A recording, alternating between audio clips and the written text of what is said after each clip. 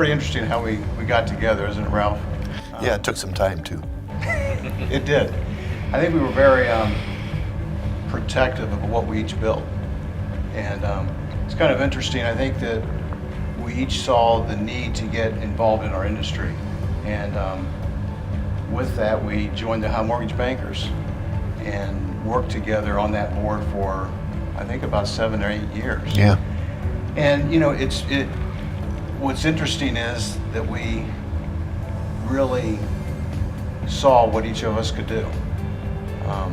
And while you guys were doing that, Mark and I were running the companies, and you guys were working on the board, right? Right. Okay. The problem with that is we knew we had wild cards in our back pocket, didn't we? That's right, we hit them for a while. we didn't even tell each other we had brothers. But once we found that out, it was kind of interesting that we built companies and we had brothers. And I think what made the success of that is you trust your brother.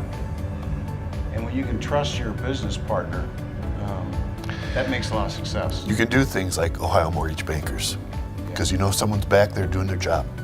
Yeah. And I can remember on the board, I was fortunate enough to become the president of the Mortgage Bankers that year. And Ralph was my standby that I could always rely upon on those tough topics. Because when Ralph would speak, people would listen because he had something that was very insightful.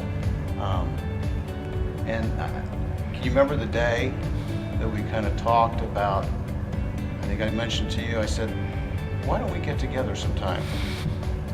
And I think it's the first time I saw you pause, you kind of, I could see you thinking. Pondered it. Yeah, you did. Well, interesting. That was the start. What you said, that ponder moment, he's driving home from that and calls me and goes, hey, do you remember, because we had a conversation about how do we continue the evolution of our company? And one of them was a merger or an acquisition conversation, right? So he called me and goes, I can't believe this. We just talked about this, and this guy I know sits on the board with me who I really like, their company, he's thinking the same way we are. Yeah. Well, you guys were strong origination. We were strong administration and servicing, so it was just a natural fit. You know, in terms of obstacles, I mean, we had to take two companies with cultures that existed that were a little bit different, basically because I think our focuses were different. You know, our focus primarily was just on sales and origination, and you guys had to deal with a lot more complexities with servicing and compliance and regulations. So in hindsight, you know, as we look back at that, to me, I think we probably have taken what we're doing now and probably done it earlier in terms of defining what we're trying to do as a group together, as a culture moving forward. You know, this is who we are and this is what we want to become. Our senior staff really today, if you think about it, I am so proud of our senior staff today. They are amazing. They're leading the culture right now. They are delivering to our customers, to everybody, what we've always envisioned. So I'm proud of them. I'm proud of what we've started and where we are today. Well, you know, and the thing with that, sorry, Scott, but is they forced us to look ourselves in the mirror. Yeah. And go, okay, what is it that we can do as leaders of this company and as owners? And you know, they really challenged us, which that to me was very refreshing. Yes. And because of that, I think we have internally looked at ourselves and are wanting to present a culture that people are wanting to be at NOIC and the other divisions within the company. That they want to work here and have a culture that they feel very comfortable with. We're looking at the people that are, you know, reporting into us, and I look at the production side with what Brian and Josh are doing, and the other sales managers really doing what I view as being a better job than what I was doing. And I look across the board and I see people that are maybe surpassing us in terms of their leadership abilities and what they're doing and where they're helping to drive this company to. So I give credit to the four of us in the sense that we gave them the abilities and the freedom to do that and to grow. But I think they're doing an awesome job in surpassing us in many ways. I agree that the thing that I like is we've had this big growth very quickly, and for a long time we didn't know how we were going to have an exit, we felt we were going to work forever, for a long time. Now these younger guys have stepped up, and now we have a plan, and I'm very proud of that. I'm also proud of the fact that we've grown so much, and yet we're still a family. If someone gets in trouble, we're there to help, and I'm a prime example of that. I had a stroke in 2013, and you guys have supported me and given me all the assistance I ever needed, and I appreciate that. And it goes all the way down to the lowest person in the company, Scott or whoever. The support is there, and this was a big fight for me, and a lot of concern, and you guys were there, and the company was there. And that's something you can't say about a large company in many cases. I'm sure you guys would have done the same for me. Absolutely. So that's the thing that you just do. That's what families do, partners do. So in our discussions with Focus 3, one of the things that we've learned related to culture is that whatever the culture is, and the culture that we're trying to establish is going to drive certain behaviors that we want to see within the company. And those behaviors are going to drive the results and the performance that we want. So culture is key to the success of this company.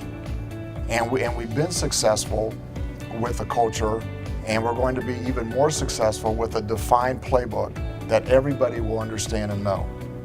So the playbook is going to lay out the expected behaviors that we want to see, and when those behaviors are played out, we're going to see phenomenal results. Culture is important for the sustainability. I mean, it's that collaboration. It's the experience that I know that if I'm doing my job correctly, I can count on Scott doing his job correctly because we're in sync. We're in the same culture. You have to. If you're counter to that culture, you're a loose cog in the system, and that can't happen. If you're having an elite culture, you've got to be driven to live that culture every day. And that culture doesn't just stop when you walk in the building or when you leave. It's kind of funny, but for those of us that drive on highways periodically and somebody cuts you off and you lose your patience, right? Well, what we're learning through this culture exchange of conversations, we're learning that whoa, practice that BCD, practice these things these tools we're given in your daily life. It changes throughout work and at home. One thing about the culture is it doesn't matter if you have been here 20 years, 10 years, 5 years, a week. Everybody has to look at it and say, I have the responsibility what the culture is going to be with this company. I have to look at myself, and I think that was the beauty of this. I think all four of us, and we all were glad that Mark did look at himself. Right? But I remember, I really did. I consciously looked myself in the mirror and said, wow, there's certain things that I'm doing that aren't right. I'm not performing at my best. And when everybody in the company can do that and say, hey, okay, yeah, I know I have this problem. You know what? That's not an excuse anymore. You have that problem, then you work on it, and you make sure that you are presenting yourself right for this culture. And when you can do that, it's amazing how your own feelings will. Sometimes someone really bother you. I find now it doesn't bother me. Okay, and you know what? I'm now on to the next project. It didn't delay me getting my job done. So those are the things that I personally, in myself, have seen. And if each one of us in this company can do that, then we will each start holding each other accountable. It's amazing what kind of culture that's going to bring. What's interesting to me is we start out with basically the individual saying, I'm going to do this, but it translates into an us. I have a picture on my wall where it shows a bunch of guys in a boat, and they keep saying, ready, ready, ready, and they start to row, and all of a sudden they just all fall out of the boat.